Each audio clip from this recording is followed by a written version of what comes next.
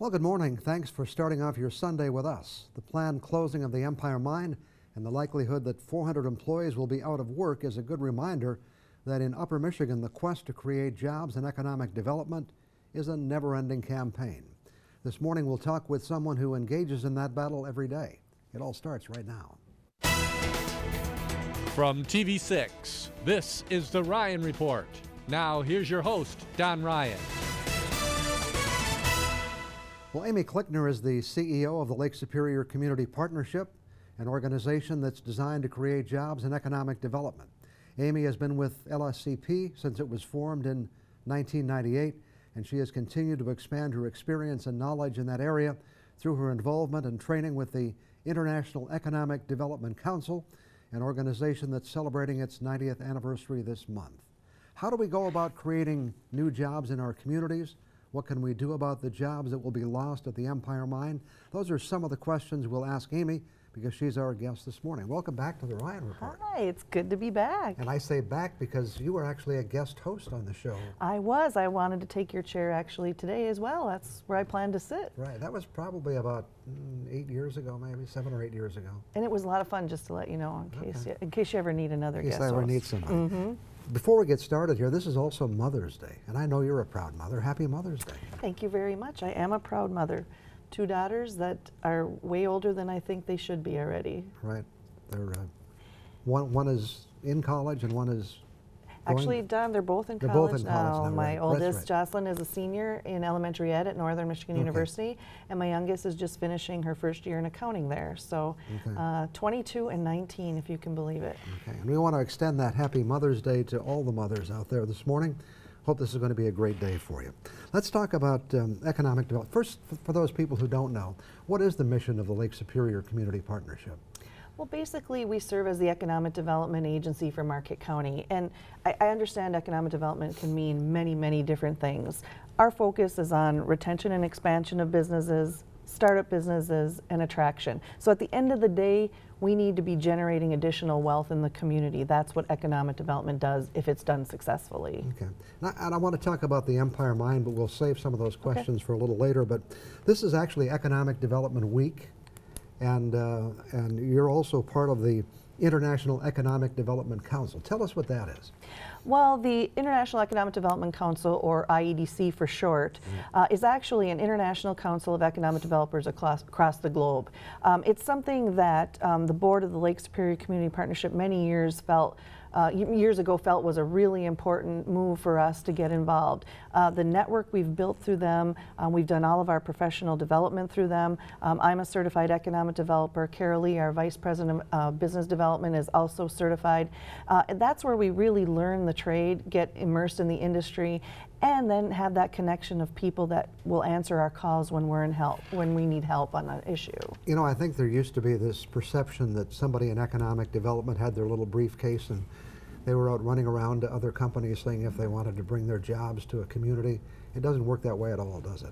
For the most part. No, it doesn't. And I think what people don't realize is, and it's just like any company with their customer base, you want to retain and grow those that you have.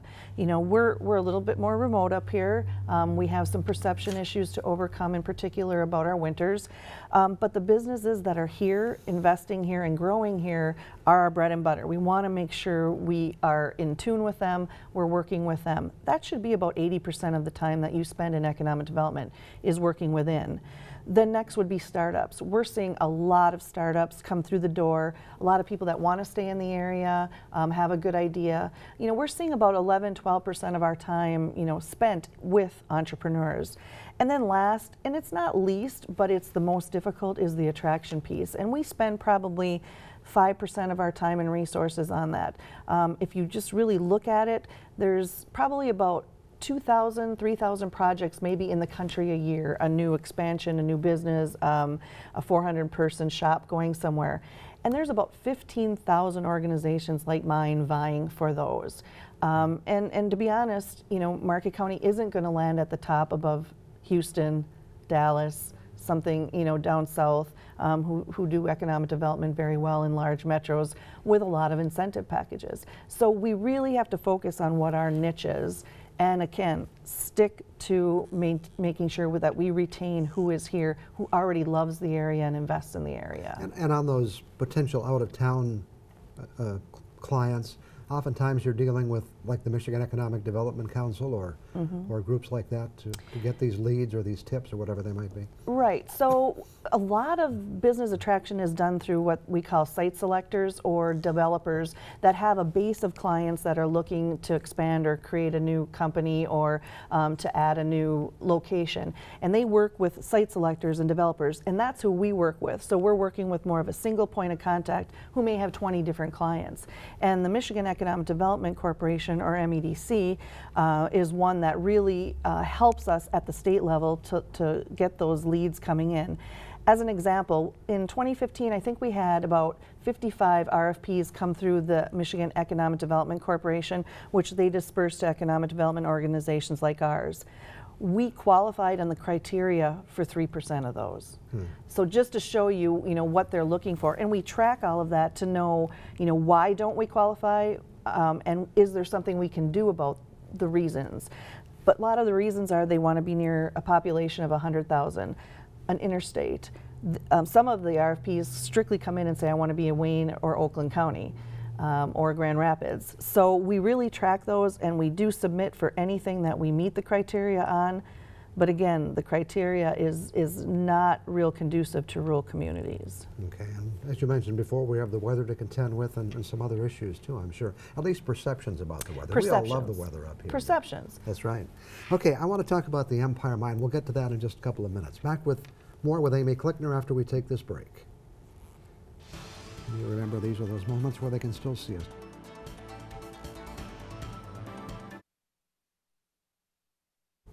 We're talking this morning with Amy Klickner. Amy is the CEO of the Lake Superior Community Partnership. Economic development, finding jobs is a main part of their mission. Empire Mine will be closing. Round number 400 may be affected. Warn notices have gone out, and I did make a note on that because we hear that term warn notice, and it's the Worker Adjustment and Retraining Notification Act, which really requires that employers are required to notify employees, larger employees, when or larger employers when a major layoff is going to occur. So you've been involved in this. What are you seeing from your organization's perspective? Well, it's not a surprise. I mean, we've been talking about the idling of the Empire Mine for quite some time. We avoided it a couple years ago and got stretched it out a couple more years with the customer continuing to buy pellets, but we knew it was coming. That being said, it's a very difficult thing to plan for, and 400 families sustaining good wage jobs, entering, the workforce is tough to transition and to pull in. So one of the things we're doing is with the company and other stakeholders like Michigan Works, MEDC, Northern Michigan University, is we have a transition team that we're meeting every other week. And we're dealing with just any types of issues that come up, making sure that there's notifications of retraining options. Michigan Works is doing a wonderful job of setting up different trainings for the folks that'll be laid off, helping them get into the unemployment system, which will all be, part of what they're doing. From the partnerships perspective, we look at it as a three-legged stool. One is we have to maintain the viability of the Tilden. So whatever we need to do in economic development or as a community, and that is a flagship, and their CEO has said that. Their leadership team here on the ground, what they've done with that, the Tilden is really strong, so that's good. Second of all is the people, the workforce, which is families, kids in school districts, those types of things. We want to retain as many of those as we can. So looking for ways and working with those workforce stakeholders to do that. And third is what we call the downstream businesses. You look at those that are supplying and vendors to the mine, and then once you get down even to the next level is, the car dealerships, because people are buying less cars, the home sales market, and in that level we've carved out in particular the suppliers that we're meeting with one-on-one. How do we help you diversify your product line expand your territory, look at exporting. You know, what are some of the things that we can do to help them, in particular if their portfolio is, you know, 40 or 50% Empire Mine as their customer. Right. So, you know, those things are very important to do in economic development. They're time consuming, we call it a triage, but it's valuable. And if we didn't have an economic development organization here, I don't know how we would get these things done. And you know, when we talk about 400 jobs at the mine itself, but we may be talking about 1,000 jobs in the community, and that's just a number pulled out of the air, but it is, right. it is fairly, probably right on target unless we do our job well. Right, and so you take that 400, and like you're saying, there's a multiplier effect for the, you know, that's just the direct jobs. Then you have the indirect and the induced, and that number goes up and up and up. And you know, I do want to put it into context too. When we look at mining as a part of the whole in Marquette County, it's about 5.3% of the total. So while this is very concerning and we have a lot of work to do with it, you know, we have worked very hard as a community to become diversified, where that 5% isn't 30% and devastating to a community. You know, we'll be able to work through it, and we have before. Now, because there are some steel imports and things involved in this issue, do I understand these workers may be qualified for some additional benefits in terms of training and perhaps even unemployment? Absolutely. Unfortunately, you know, we had the perfect storm where we had the steel imports being dumped. We had the commodities market going down. A lot of challenges, you know, in the steel industry. So what happens is the company is able to apply for TAA benefits, trade assistance benefits, through the federal government. And what this will do is be able to provide dollars right to the employee so that they can be trained in a different field. Now, it has to be a field. You can't come in and say, I want to be a whale watcher and have that training paid for. It has to be applicable to the communities that you live and work in and want to work in.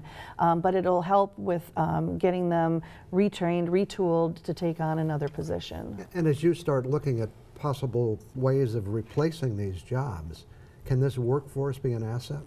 This workforce is a huge asset, and I talked a little bit about the site selectors in the earlier segment, and one of the things that everybody's clamoring for is talent. We hear it every single day from businesses. I don't care if you're a janitor or an engineer, you're needed.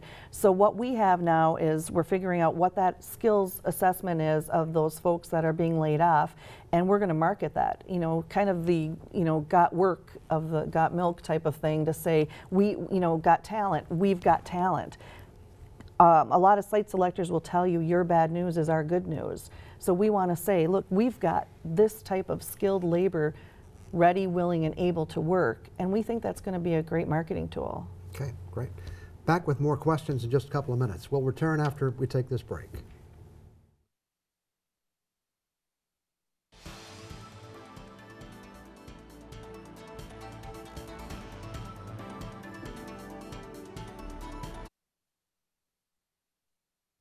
Again, our guest this morning is Amy Klickner. Before getting away from that subject we were talking about, and that being that the workforce at the Empire Mine could be an asset in attracting new jobs. Truly, that is one of the biggest problems, isn't it? Workforce development in any economic development situation. And it's such a national problem that it's not just us dealing with it. So everybody's fighting for that same workforce in a sense. And, you know, in the Upper Peninsula, you know, we have, you know, some additional challenges where we're looking at, you know, what jobs are listed and available, and you want to have family sustaining, you know, jobs listed. About 48 to 52% of those listed on the My Talent in the Upper Peninsula right now are part-time jobs. So, you know, that is also a problem when trying to shift people into additional full-time work. So, and I've had guests on the show who talk about their industry, their business being affected by not being able to find employees. And you and I have both attended the Operation Action meeting this past January, when several employers mentioned that that's what was holding them back, was qualified employees. Absolutely. Talent is the big word on the street for this. Okay. One of the interesting things that your organization has been involved with is a group called the Ambassadors, which, as I understand it, it's a separate group, but they work very closely with the partnership, and you provide support. And one of the things they do is go to Lansing every year. And how How long has this been going on? You know, I was looking back, and it's got to be since like the 60s when the ambassadors were under the Marquette Chamber, back in the days of Elwood Matson and Harlan Larson and a lot of those folks. And they went to Lansing every year, and that trip has continued, never missed a beat, just morphed and changed, you know, to what it is today. But And it's really grown into something that has Lansing's attention too, doesn't it? you know, I remember the days, Don, when we were down there, we used to wear matching uniforms. We've gotten away from that, so now they remember us, you know, for more than just that. Right. But it is something that they look at very positively. They say there's few, if any, communities that come down consistently every year with a message about what the community needs, or sometimes it's simply to say thank you for something they did do for us. And we've expanded that. So they've constantly asked us, how do we have a single voice in the Upper Peninsula? And the ambassadors have really responded. This year we had 10 counties represented on our trip. We have a 2-day trip. We did 33 meetings in 2 days and a major reception that we do for everybody. And we divide and conquer. We have a white paper of set issues that we all agree upon and can go in and talk about. The dark stores is a perfect example of that. And then if you have other off topics for your different regions, you're able to plan side meetings and deal with those issues on your own. And for many years, this was just the ambassadors, and it started to expand a couple of years ago or a few years ago. And how many did you say this year? There's 10 counties represented this year, and we started out with just Marquette, and then 2 years ago or 3 years ago we started with our friends in Delta County, and so that worked really well. And then other economic developers started saying, hey, we'd like to partner, and we had 10 counties represented this year. Another one is Menominee, who has already said they want to join us for next year. And again, from the governor on down, they stand there and say, this is impressive. We don't see communities in regions gathering like this to talk with us. And you mentioned the governor, but you get to see some pretty impressive people, don't you? You know, we have been very fortunate, but again, it's all that relationship building. It's the years of going back. It's doing it appropriately. We saw everybody from the governor, lieutenant governor, attorney general, all of the UP delegation, all the department heads. I mean, we're very well received, and we were seen by everybody. Valerie Brader at the energy office. All of these issues that we have, we were talking to the right people. On the dark store issue, Representative Maturin, who wrote the most recent bill that's in a hearing today, attended our reception to talk with us about it. I mean, those are key things that are priceless when you're trying to get something done in Lansing. We only have less than a couple of minutes, but what were some of the other kinds of issues you might be addressing? I know electric power long-term is one of your concerns. Yep, energy of course is a concern. We wanted to make sure we had the updates. We want to make sure that the current settlement agreement that's in place with the building of the natural gas facility at the mine site is not deterred in any way as energy policy moves through. The Empire Mine was a big discussion. While we didn't have an ask, you know, at the time, we wanted to make sure they're aware of it, aware of the economic impact, and that we may be back for an ask as our community goes through this. We have some challenges coming up, and the more that they're made aware of it, the more that they can support us as we move through them. And you get pretty good turnout from the legislative area as well? Absolutely. You know, obviously the UP delegation, they're proud to have us down there and to show us off in a sense. But we meet with all of them separately, and then they help you know, get more attendance at our reception.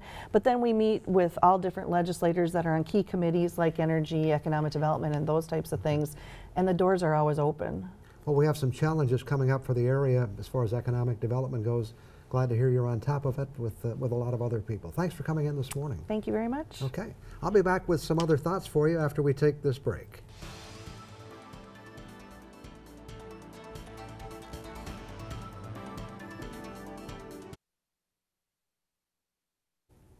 You know, it's interesting how the names of fairly commonplace things can change or go out of favor with time. I was reminded of this when I was talking with someone the other day, and he made reference to having a great room in his house. As a young man, we didn't have great rooms in our house. We had great rooms, but not great rooms. In fact, that idea or term didn't come around until the early 1990s. What we did have back then was called a room we called the front room. It's pretty much what most of us call the living room today, but it was often called the front room at one time. I guess because they were generally in the front of the house. It was usually the first room you came into, but that room has had other names as well. For example, we don't hear the term parlor used very often anymore. The dictionary I checked described a parlor as a room for the reception and entertainment of visitors to one's home, a living room. This is not to be confused with the use of the term parlor to describe a place or business like a beauty parlor or a funeral parlor, and perhaps those terms are also going out of favor as well. And before we leave the living room, there's one more term we don't hear much anymore, and that would be the drawing room. No, it's not a room for artists, as some might think, but as Wikipedia describes it, a room in a house where visitors may be entertained. Once again, the living room. The name is apparently derived from the withdrawing room and withdrawing chamber, which remained in use through the 17th century, where the owner of the house or his wife or distinguished guest could withdraw for more privacy. And so now the question becomes, when you're in the front room, what piece of furniture are you sitting on, if it's not a chair? There's a good possibility it might be the Davenport, more commonly known today as the couch, or maybe the sofa. Originally, the term Davenport pertained to a series of sofas made by a furniture manufacturer called A.H. Davenport and Company. Due to the popularity of the furniture at the time, the name Davenport became a generic term for couches, like, Scotch tape. I think the Davenport Company has gone away and taken the name Davenport with it. And so the real question today becomes, where are you watching us this morning? I'm not sure I really want to know in every case, but as for me, when I go home to watch the rest of the Sunday morning lineup, I'll be sitting on the Davenport in my front room, drinking coffee made in a percolator. I'll be back in 2 minutes. It's time for us to wrap it up for another Sunday. I would like to remind you that this show is also available on the internet. Just go to uppermichigansource.com, then click on the navigation icon, those three little bars near the upper left corner of the screen, then click on the Features tab, and you'll find the current and past episodes of The Ryan Report. I want to thank Amy Klickner for joining us this morning. Creating jobs in Upper Michigan is something a lot of people are focused on, and it was good to get some insights about that challenge from her perspective. Thank you for joining us this morning. I hope you all have a wonderful Mother's Day. Today's show is up next. Hope we can look forward to seeing you again next Sunday morning.